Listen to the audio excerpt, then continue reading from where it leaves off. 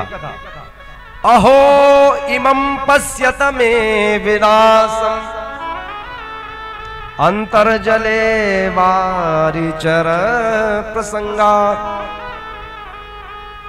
श्रीमद् भागवत महापुराण के नवम स्कंद में शोभरी उपाख्यान है। शोभरी नाम के एक बड़े ऋषि हैं और वो क्या यमुना नदी के भीतर बैठकर भगवान का भजन कर रहे हैं। किसका भजन कर रहे हैं? मेरे परमात्मा का, श्री कृष्ण का। और जब भजन कर रहे हैं तो कई युग बीत गए, कई युग, और वो भगवान के भजन में बैठे हैं यमुना जल के भीतर। लेकिन अकस्मात एक दिन उनकी आंखें खुल जाती है, और जब आंखें खुल जाती है तो एक मीन राज, मछलियां होती है ना, मत्स्य,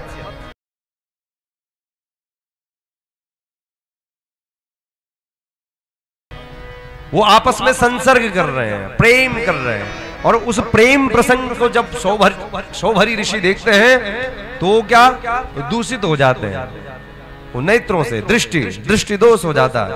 और उस दृष्टि दोष के कारण वो भी कामासक्त हो जाते हैं।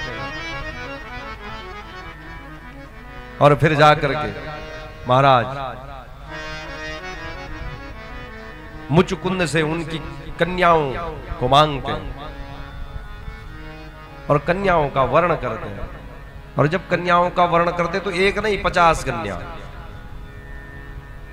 50 कन्याओं से विवाह कर लेते हैं वो योगी।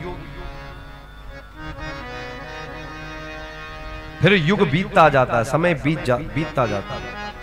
और जब काम से मन भर जाता है ना तो एक दिन अपनी भार्या को कहती है कि अरे ओ भार्या, जा मेरा पंचपात्र ले आना, मैंने भगवान सूर्य को जल निवेदित करना।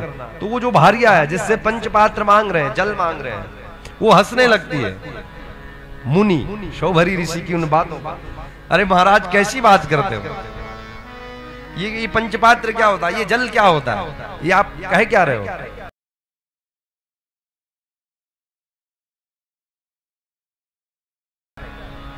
बोले मैं क्या कह रहा हूं?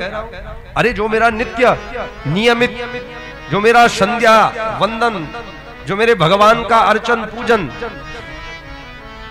वो नित्य नैमितिक जो मेरा कर्म है उसको करना है। बोले महाराज हमें तो तुम्हारे साथ कई वर्ष हो गए, 50 से 60 वर्ष से ज्यादा हो गए, लेकिन हमने तो कभी आपको संध्या करते नहीं देखा, हमने कभी आपको भगवान का भजन करते हुए नहीं देखा। तब उनकी अंतर, जो अंतर के नयन होते ना, अंतर के नयन, फिर वो और फिर अहो इमं पश्यत मे विनाश। केवल क्या दृष्टि दोष हुआ, क्या दृष्टि दोष। अंतर्जले वारिचर प्रसंगात्। और देखा किसका प्रसंग? जानवरों का, जंतुओं का, जीव का।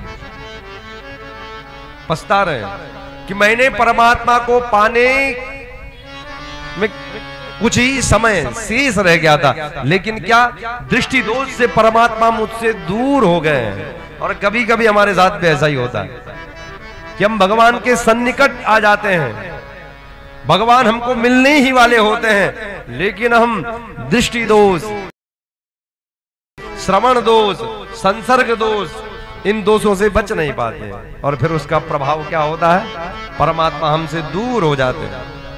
यदि परमात्मा से आप दूर नहीं होना चाहते तो क्या दोषों से बचना होगा, जो संसर्ग है ना, इन दोषों से बचना होगा।